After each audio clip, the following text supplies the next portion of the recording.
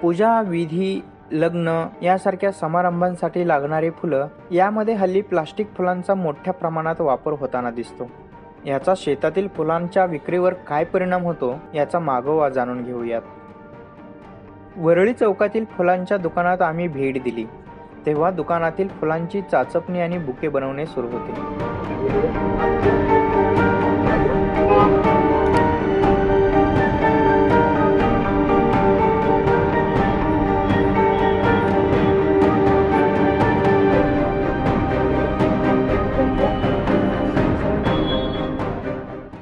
या बुक्यांमध्ये सफेद गुलाब, पिवळे गुलाब यासारख्या विविध फुलांचा समावेश करण्यात आला होता. या सोबतीलाच रजनीगंधाच्या तुऱ्यांनी या बुकेंच्या सौंदर्यात भर घातली होती. या बाबतीत अधिक माहिती फुल विक्रेते विश्वनाथ समंथा यांनी दिली. काफी अच्छा है, फ्लावर भी काम करने में थोड़ा अच्छा लगता है, डेकोरेशन भी करते हैं, ऐसा अच्छा नहीं है और डेकोरेशन करते हैं जैसा जैसा वैरायटी फ्लावर है वैसा वैसा डेकोरेशन भी करते हैं, अलग अलग वैरायटी फ्लावर भी आते हैं। इस साल में थोड़ी ज़्यादा करके सीजन देखा जाए तो ठंडी शादी सीजन में ज़्यादा बिजनेस है, बारिश में थोड़ा कम रहता है और गर्मी सीजन में भी थोड़ा कम ही रहता है।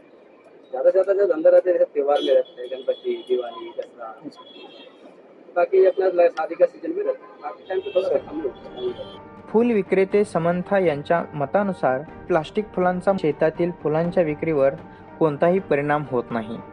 तसंच या बाबतीत ग्राहकही आपल्या सोबत संवाद साधतात. नॅचरल ते नॅचरल जे आपण यांना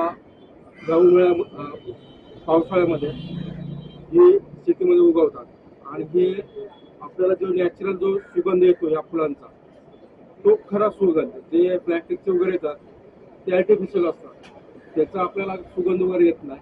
पण आपल्याला जो खरंच जर भेट दिले पाहिजे हे दिलं पाहिजे हेच जी फुलं वापरली पाहिजे. आणि प्लॅस्टिकचं काय तुम्ही चायनावरून मागवलेल्या वस्तू असतात त्याचं काय एवढं इफेक्ट होत नाही.